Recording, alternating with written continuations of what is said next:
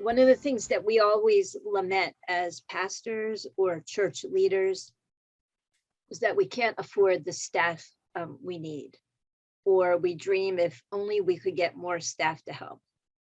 But today I really want to talk about staffing for growth. Mhm. Funding for staff for growth is going to be very different than, if you're trying to build support for increased administrative support or someone to go and do visitation, and it doesn't mean that those staffing roles don't add to the growth of the church, because it's freeing your time for more focused ministry. But I really do want to talk about putting growth first, and making disciples first, and make that the wildly important goal. So it isn't going to be about adding someone to help carry the water of your current program, but finding ways to increase the number of disciples, and therefore increasing revenue along the way. So at Fallston, we had an opportunity at numerous times to do this. And we began a strategic planning conversation and determined that we needed a hyper focus on getting folks in the door and moving along the discipleship journey.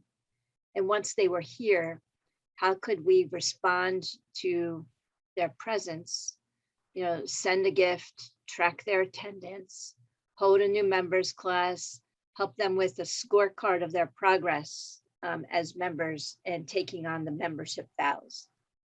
So we have a very intentional discipleship process, and we've just designed a card for them, with a scorecard. You'll hear a little bit more about that tomorrow in terms of the book, The 4 Disciplines of Execution and Keeping the Scorecard. But when you join the church here, prayers, presence, gifts, service, witness, we just add meat to the bones. Prayers, it means you're going to pray for people you know, people you don't know, pray for the world, and pray for the church. Presence means attending worship when you're in town, and participating in a small group once a year. Gifts means that you're giving sacrificially. So we'll talk about tithing, but then what for you as a sacrificial gift. With service, once a year, you're going to do something for someone else in some way. And then witness, once a year, we ask people to bring a friend to church. So once a year, and it's funny, people will do that, and they'll bring somebody and they'll say, I'm meeting my obligation. This is my friend that I'm inviting this year to church. And it's hilarious. The friend looks at them and says, what? We've also expanded that. We have a number of people that have,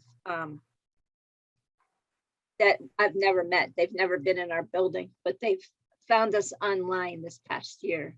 So as they've joined the church, we've also said that inviting people to, or share the link for worship, inviting people to add our daily devotion link and our worship link, and to like it on Facebook, all of those things. So we expanded that a little bit.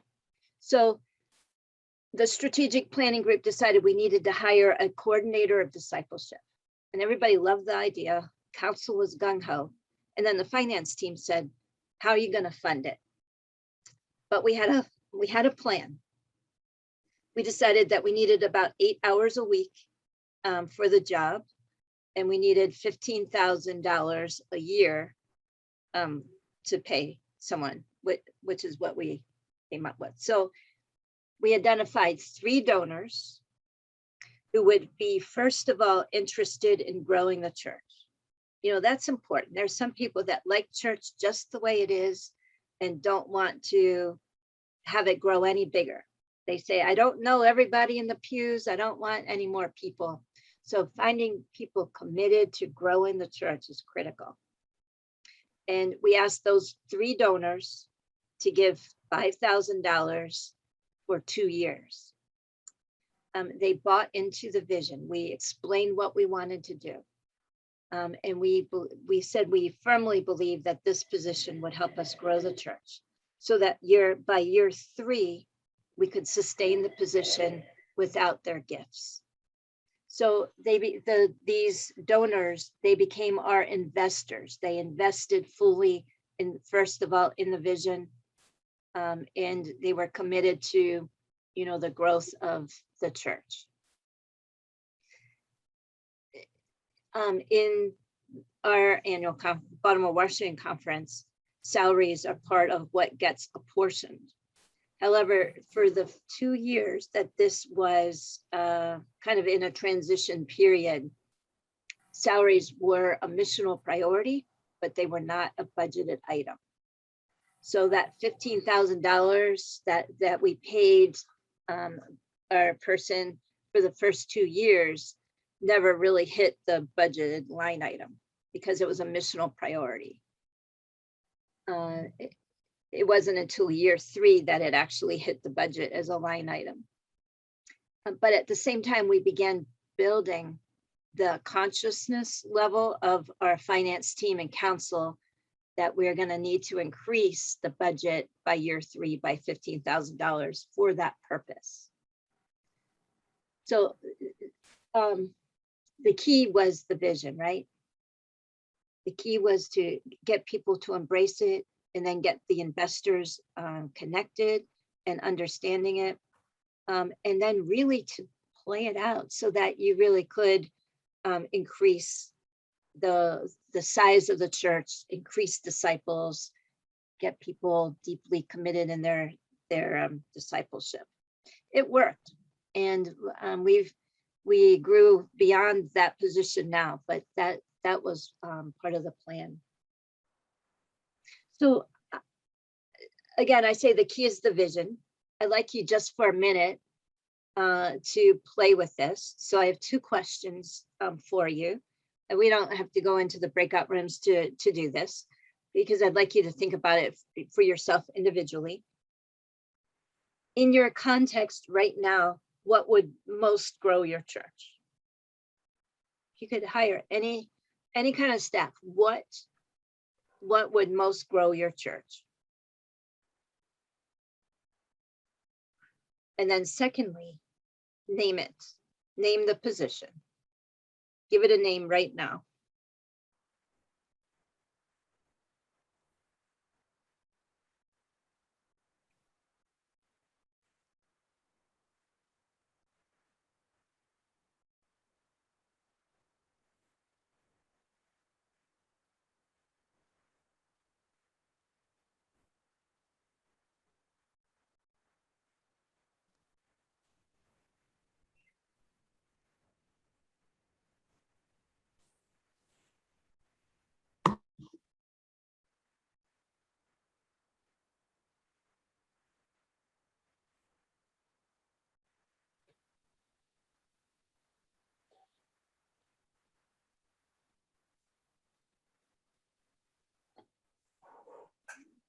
Let's take a minute. Anybody have one that they would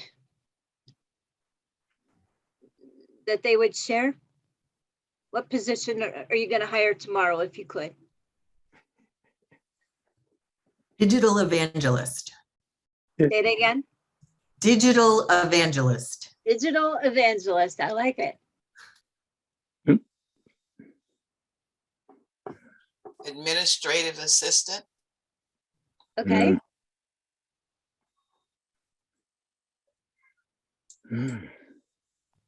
Any others? Additional Bible study teachers. Okay. An outreach community organizer. Oh, all right. School to church counselor. Uh-huh. Ricky says business manager. Connections coordinator. That All would right. be connections in the community and in the church. Yeah.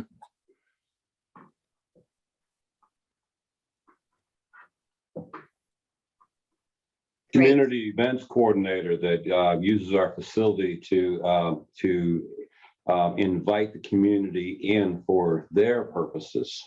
Mhm. Very good.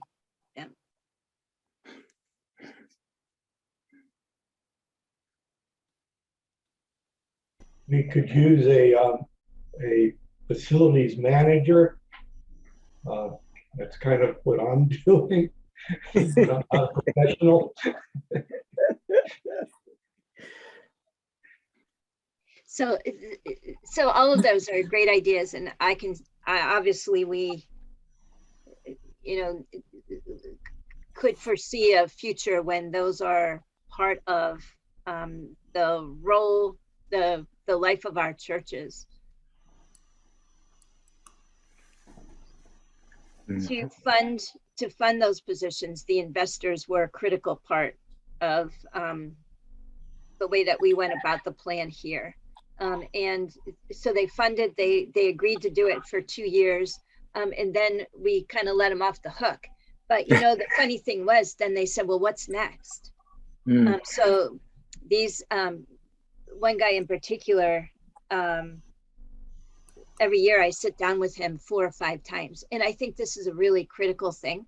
I share my excitement, my vision with him, and he also holds me accountable. So he says, well, what, since you've done that, what are the numbers? He's a numbers guy. What are the numbers? So when I know I'm meeting with him, he's going to say, well, what's the budget? Where are we in the budget year? How's the funding going? And have you met the goal of this program? So I've learned a lot from those meetings with him, but that's what he does for a life, you know, that's his living. And so I know before I sit down, I need to have all my ducks in a row. So when he asked me that question, what's next? When we said, thank you, we don't need your, we are funding this now without the money being subsidized by you, we'll put it into the budget. He said, great, what's next? What do you want my $15,000 for? And I was ready. I had the next. And I want to share with you that story, an exciting story that anybody can do. And it's all about young adults. Anybody say, yeah, my church is full of young adults? Maybe a few, right? But it's a group that we have a hard time in the church keeping consistent and moving forward. So we let everybody know that we have a focus on providing ministry to young adults. So here we talk about that a lot. What if you hired them? So here's the story. Especially after, you know, during COVID. So high school seniors and college students are always home for the summer, right? And because of the pandemic, they've had fewer than normal opportunities for internships. So this past summer, I said to, or back, it was back in February, I said to this investor that I would like to provide internships for 5 interns over the summer. And he hires young people intentionally. And so he was all about it. And we advertised for 5 positions where interns could learn in a variety of areas: videography, tutoring, so teaching, management, production, IT, business, social work, and communications. So throughout the summer, they had an opportunity to dabble in all of those things. We partnered with the Mid-Atlantic Foundation and several other businesses that are on board for next year, including an HVAC company. So we hired these young people for 20 hours a week at $15 an hour. They met with me on Mondays, and we went over what it means to live the professional life, dress professionally, code of ethics, all of those kinds of things. My investor came in and actually taught them about resume building, selling yourself, going through the interview process. So on Mondays, these young adults, young people had an opportunity to hear more about career, what career advancement might look like for them. But then they got busy doing the work that we hired them to do. Oh, I don't know, honey. David, you might have to mute your I don't know. your screen there. Did somebody come to the door? And I can't mute from here. I don't know if you can.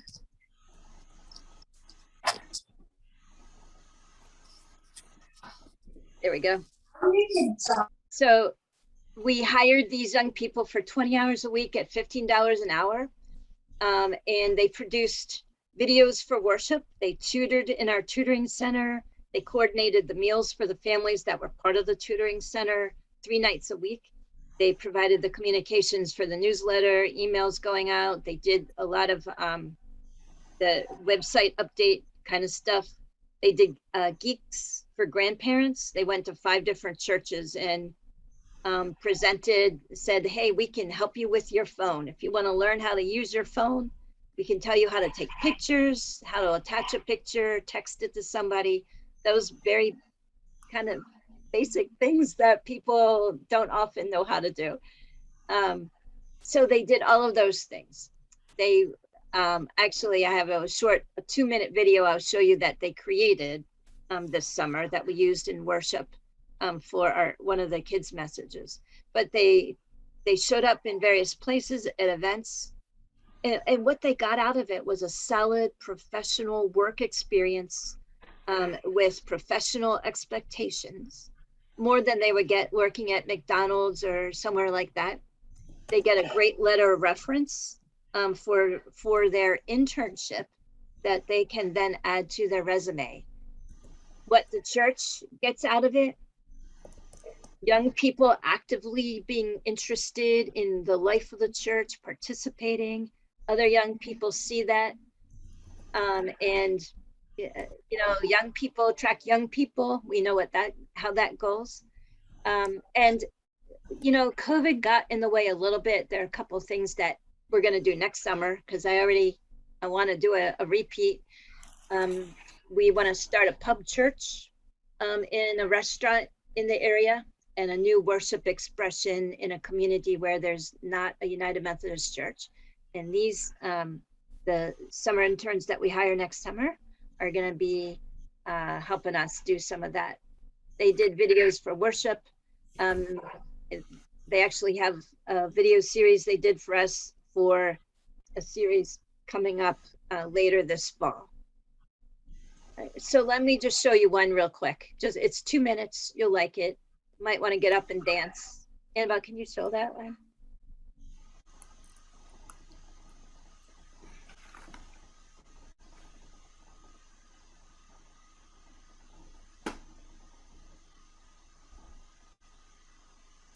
Sorry, I'm getting there.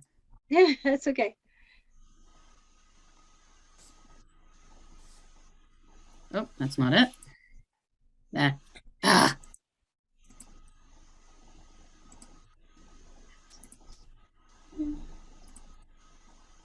Hey guys, we're at the Maryland Zoo, and each week you're going to be learning about a different animal and all about their special gifts for our summer series, Overcomer.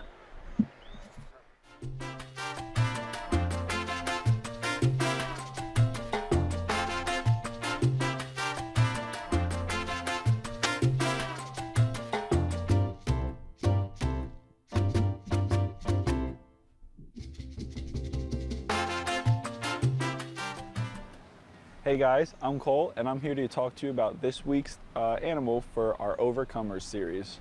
So as you can see, I have some tortoise behind me, and they're just hanging out on this nice sunny day.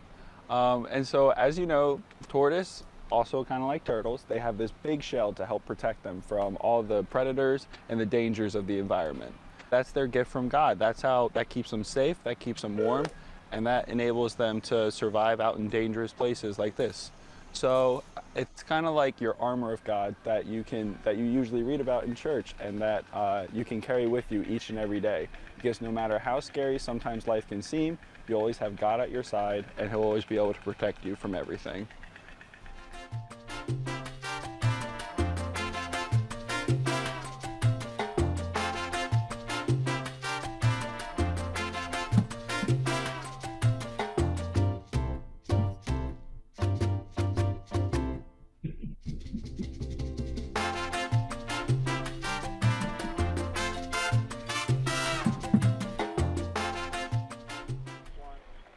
See you guys next week. I just thought I'd throw that in for a little smile, a little be up there. So the point was that they were doing things that, you know, the young people can do really easily, and they do it well. So the church benefited, but mostly it was about reaching out to young adults and empowering them, supporting them in a whole different kind of way. And I have the plan for next year. So we hired this past summer, we ended up with 6 resumes. They had to submit a resume. I had planned for 5. We ended up with 6. So we found the money to hire 6 instead of 5.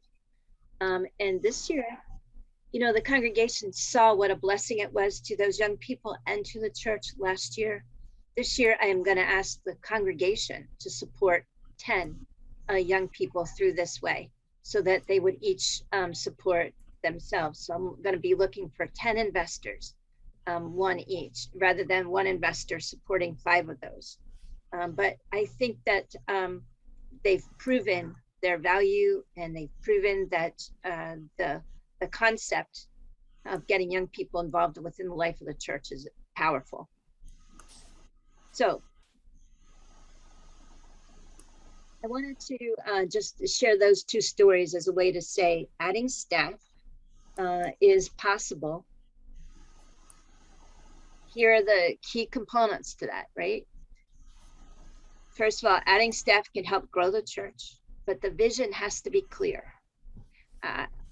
When the vision is all about growing the church, and then sticking to that is the wildly important goal, that is when you get people on board with you. I think it will be harder to use this kind of process where you seek an investor. I think it will be harder to get someone to support an administrative position, but there's much more clarity around, I want to hire a coordinator of discipleship, or I want to hire interns, young adult interns that are going to help expand our social media presence, so that we can grow the church.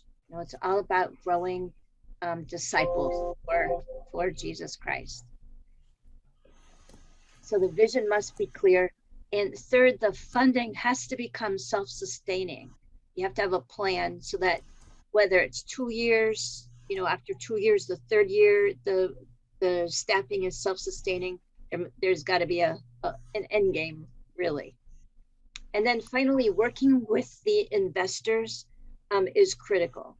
We find many ways to offer them thank you, to fill them in, give them an update about how it's going, and they provide a level of accountability. So those are the key points about hiring staffing for growth. So what questions do you have?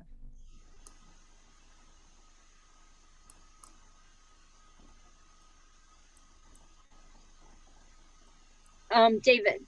Karin, for accountability, do you have, especially for the interns, but regardless, even for these other hires, do you have a set rubric that you use for performance reviews? How do you do that kind of approach, so that when you do have to show accounts for your donors, there's a loop that they can speak into? Sure. So for the coordinator of discipleship, there was a real clear accountability loop. There were how many newcomers have we had to the church? How many stuck? How many have gotten engaged and have worked through the discipleship journey? So we can really see that, those rubrics. With the summer interns, I was a little bit, it was much more, they had to account for their hours. They had to fill out a time card and write down what they did in those hours. In terms of the outcome, that the outcome for me wasn't that they showed up and did the work. The outcome for me was what impact did it have on their life and on the life of the congregation. And that is a little less tangible at this point. I need a better rubric for that part of it, for sure.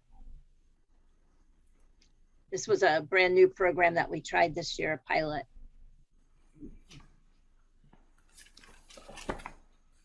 I think Jenny has a question. Jenny. Thank you. So I don't know where this assumption or truth came from, but I've several times in both my current and my previous church suggested exactly what you're talking about, Karin. So inviting investors to help begin a staff position or sponsor a particular intern program kind of thing. And I've been told with absolute certainty by financial minds, you cannot fund staff positions with direct donations. Persons can give to the full operating budget, but they cannot designate to a particular staff line. So I don't know if you or anyone on this call, and I think they were speaking more along the lines of like IRS code, you can't give to a particular person or position, than even kind of the mindset within the church, which I understand. You want people to give to the whole general fund, not pick your pet project and invest in it. So I'm just wondering if you know where those assumptions come from, if there's any truth to that, any of you financial brains. I love that idea, but I have just been completely shot down by those who presume or maybe do know more than me. So they don't give to the person directly. All of the persons that we hired, we receive a 1099. The interns a 1099. The Right. coordinator of discipleship a W-2. So they're giving to, they actually give to what we call the Pastor's Vision Fund. And it's the fund from which I am allowed to create, fail, do various things with that fund. So they're not, nowhere on paper does it say they're funding, it's them alone funding a particular staff position. They're giving to a designated fund that doesn't have parameters around that. So the finance team, I'll have this vision. I'm famous for that around here, a new idea. And then how are we going to fund it? And so this fund allows us to do some of the things that we are trying to do to, continue to grow the congregation. Anybody have any other thought about Jenny's question? Okay. Hopefully, Jenny, that was somewhat helpful. So there's a hand raised. I haven't been my current appointment long enough to suggest anything that even smelled like the pastor's special fund. but I appreciate the flexibility that would be gained by such a idea. So, and we had a separate fund. It wasn't my name, quite frankly, but it's called the Visionary Fund. But then it became important to know who could ask for money from that fund. And so it clearly became one where the pastors and staff could begin new programs. Okay. Yep. Mija. Well, I have two questions. First one is that when you hire the internship for the young people, do you require attend the worship service? Second thing is that actually we had a meeting yesterday at the church council meeting. I suggested why don't we can hire them to come to the worship service to do tech things and some other online store for the church. We try to raise the fund for the online store, selling some kind of stuffs, auctions, online auctions. And we had, I've been told that we kind of like bribing to the young people. So they suggested, why don't you give the gift card or policy, some kind of, they can buy something for them. So instead of the giving some kind of money as employment, just give the gift card. So give the gift card versus like a paid money to them. What are the benefits? What are the disadvantages for that matters? You know what, I think you can do it in a number of different ways. We wanted them to be accountable to the hours because of during COVID, there was so few internship opportunities. We really wanted them to be able to use it as a resume builder. We really did it for their benefit.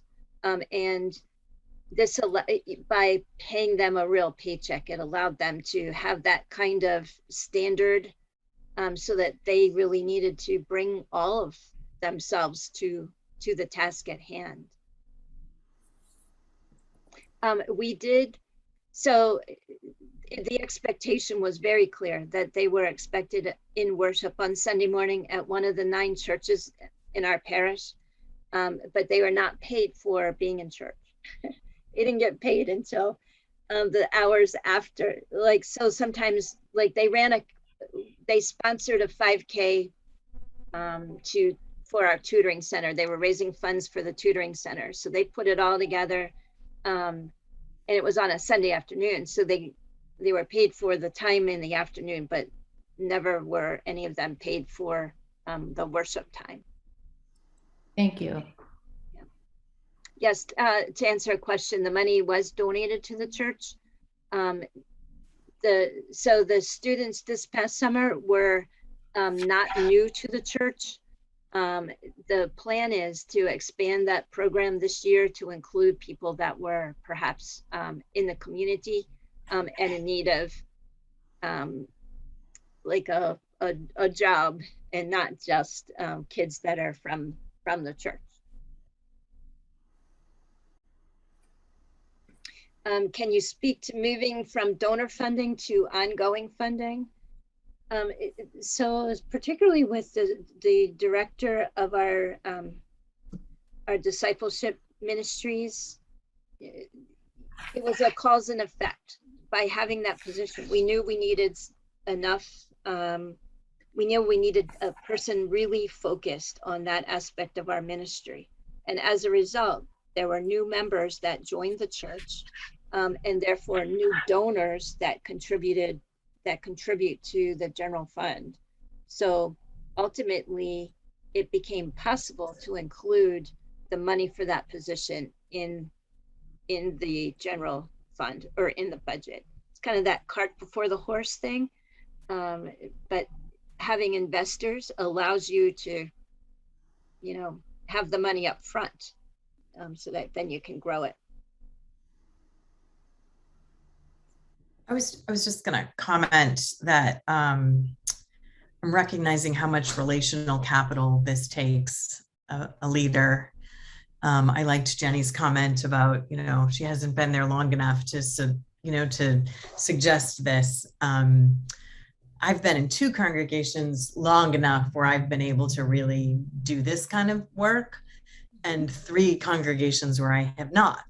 And well, one of them I just got there in July, so I don't know yet. But and so it's hard. I mean, I'm just recognizing that it's harder to be a visionary without the long-standing it's hard to follow through with vision without long-standing relationships in a place, because I haven't always had the opportunity to build trust in those places with people, like, or even to see it through, right? And so I'm curious to see how that happens for other people as well. I mean, I think it's probably is the same. Not that we're going to solve that here, but.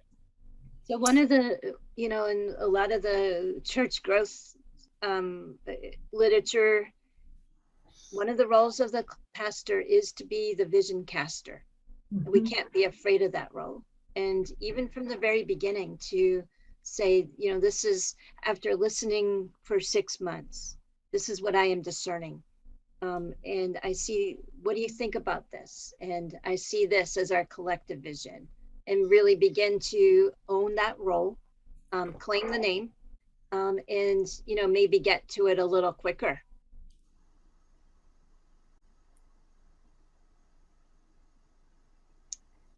So a couple other questions I'll just answer that are coming in on the chat. How did you know the program was able to bring in new disciples, the internship program? So I wasn't as, it was a pilot program. I wasn't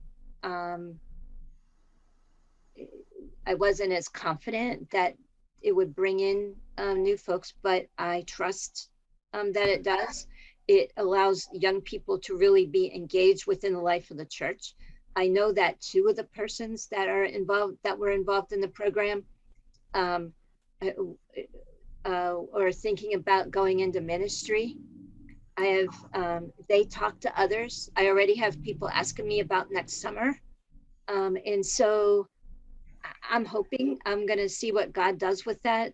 I don't know if, you know, I'm just really, COVID really changed everything a little bit, but that's where that program grew out of, that whole COVID place that we found ourselves. Do the interns report directly to you and your responsibility? And is your SPRC involved in the selection and accountability? Nope, they reported directly to me or to our associate pastor here. And between the 2 of us and a seminary intern, that's where the accountability lie. And can you define vision caster? So, and maybe some of you will attest to this. Somewhere along the way, someone in the church, you know, you can just keep on keeping on. They can get a pastor after pastor, but if there isn't a vision, what's that Bible verse? Without a vision, the people perish. People perish. Right? Yes. And so it is our responsibility to, as clergy, to be the vision caster, to be the one to collect the understanding, dive into the history, take the best of what has been, imagine the future, and help our people and bring them along, listen to them, you know, where their passion is, what they feel the community is in need of. But who's got to bring all of that together if it isn't the person that's standing up on Sunday morning and preaching Jesus, and the ones that are responsible for their spiritual lives. So it really is a spiritual thing. And so that puts us front and center.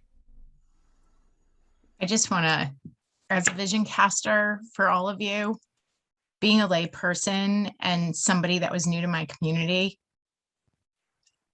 I wanted nothing more than community and to feel like I belonged because I had relocated. And when you have the vision to see somebody new in your community and perhaps have a mission or ministry or task for them and include them, it speaks volumes. And you don't know who they know that may become part of your community as well. Okay. All right, anything else? Hale has a question, I think, Karen. Okay. Mine's not a question. It's just a thought. I'm hearing, and I'm speaking out of the privilege of having been 10 years where I am, but I'm hearing about, people feeling like they don't have the relational capital. You know what? COVID has taken so much from us. This is one of the things that it's given to us, I believe, is that the old rules don't count anymore, and the old don't do anything for a year, I think, doesn't count anymore, and the old you got to be here for a long time before you're worth anything. I don't think that none of the things that are conventional wisdom of our trade are true anymore, I don't think. And so there's a lot of freedom in that, right? Which means we're also going to make lots of mistakes, but there's a lot of freedom in having a vision and going for it and finding some people with a glimmer in their eye who want to go with you.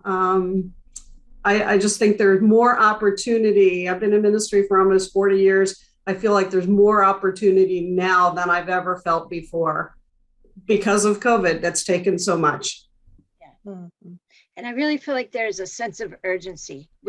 There are churches failing every day. There are churches closing every day. COVID has just hurried it along a bit. We need to act and be bold in the way that we approach who we are and what we're doing. That's part of why this AFA was born.